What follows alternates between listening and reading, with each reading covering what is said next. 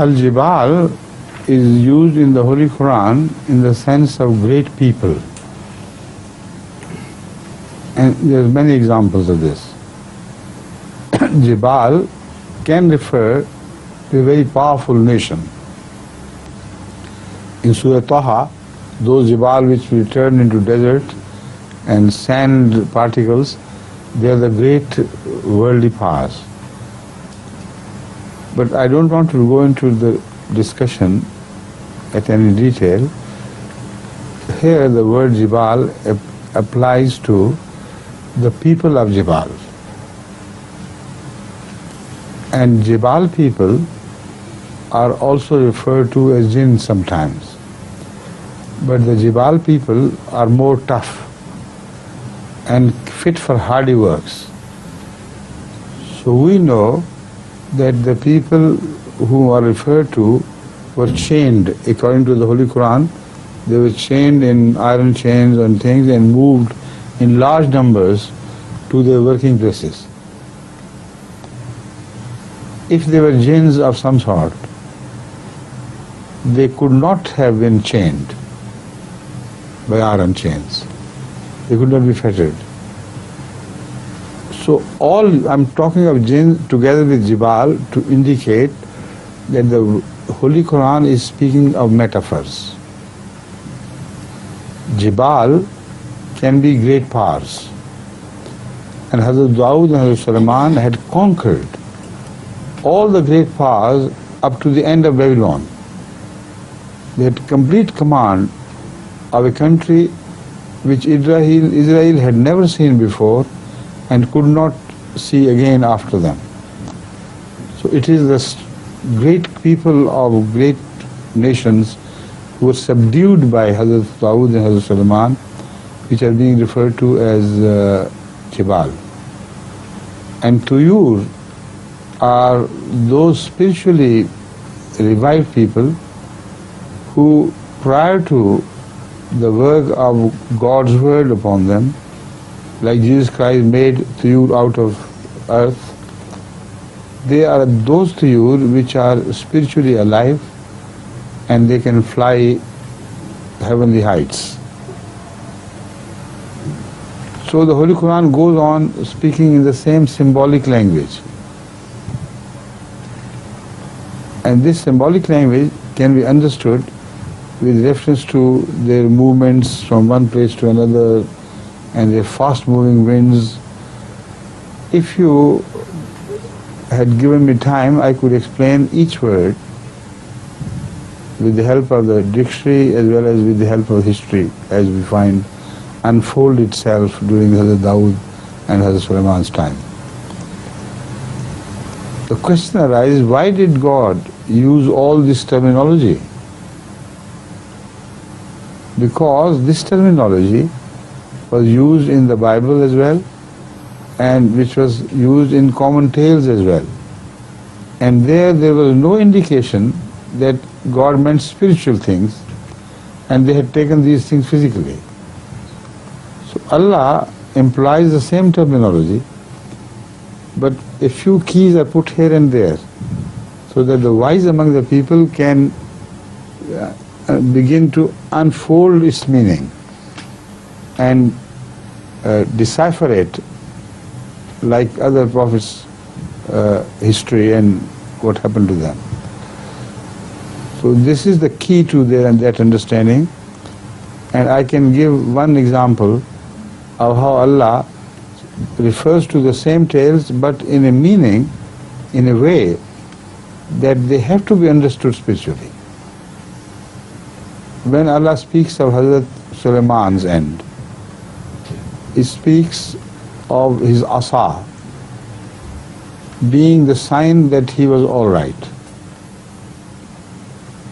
And that asa, apparently by the people, is understood to have been put in a position where Hazrat Sulaiman is as if leaning on that asa.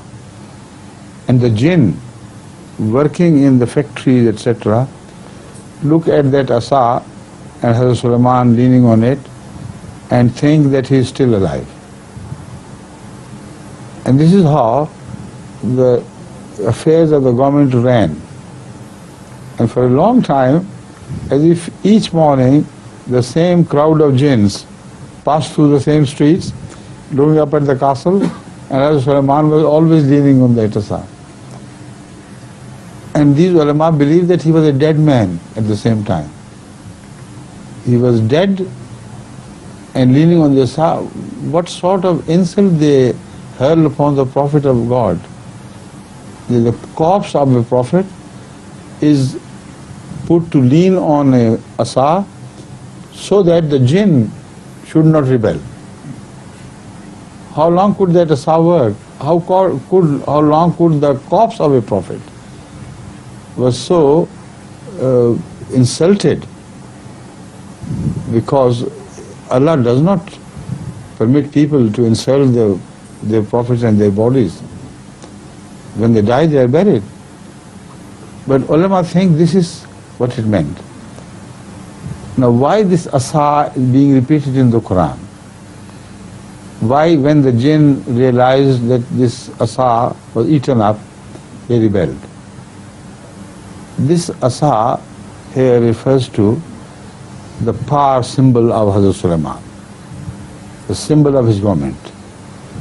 As long as the symbol of his government was sound and strong, the rebellious people from the mountains who were jinns, they could not dare rebel against Hazrat Sulaiman.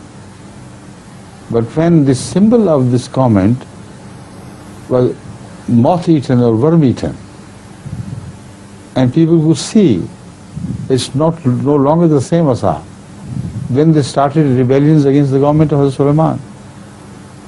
So this is why the same asa is repeated in the Quran, but in a manner that it could not be misinterpreted. It was his own son who was responsible for the rebellion of the jinn. When he, after his death, occupied the seat of power, asa became his symbol. And as long as it was his father's inheritance, it created that respect and awe among the people. But when they realized this man is not worthy of anything, he is only occupying a seat of power, which power is gone from under his feet.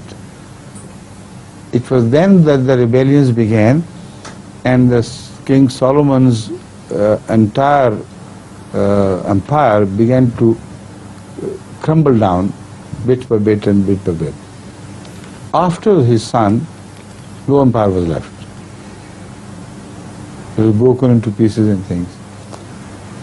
So I'm telling you all this, I'm developing this to indicate that the Holy Quran has a very special style of using certain words which God had already used previously, which were misunderstood, which were turned into tales.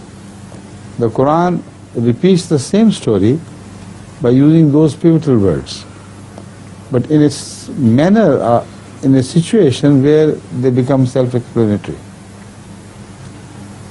So why the Jinn, Toyur and all these stories about the throne and things, all appear in the Quran because God had used these symbols before, but they were misunderstood.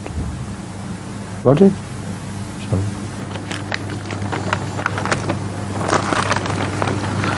You see, ash-shayateen and jinn both were subdued by Hazrat Sulaiman and Hazrat Daud, right? What sort of shayateen and jinn they were? They were made out of fire, if they are real jinns of the people's mind. Were they not? If they are jinns, which mullahs think they are, then they have to be made out of fire. How can you arrest fire in asfad? وَآخَرِينَ مُقَرَّنِينَ فِي الْأَصْفَادِ. Can you arrest fire in asfad? It's impossible. The fire will melt the iron or anything if it is bound in asfad and will be released. So Allah Ta'ala speaks again of the same things in the same terms, but in a manner that every sensible man should understand what is meant. They're people. They're not things made of a different substance. And the history tells us, you can see the pictures in the history of pharaohs and other great people, where people are chained and moved from one place to another to serve, to achieve great laborious tasks. And there, sometimes more than 100,000 slaves were bound in asfad to be carried to their work and then back. So the Quran is a beautiful book. It doesn't leave any room for doubt.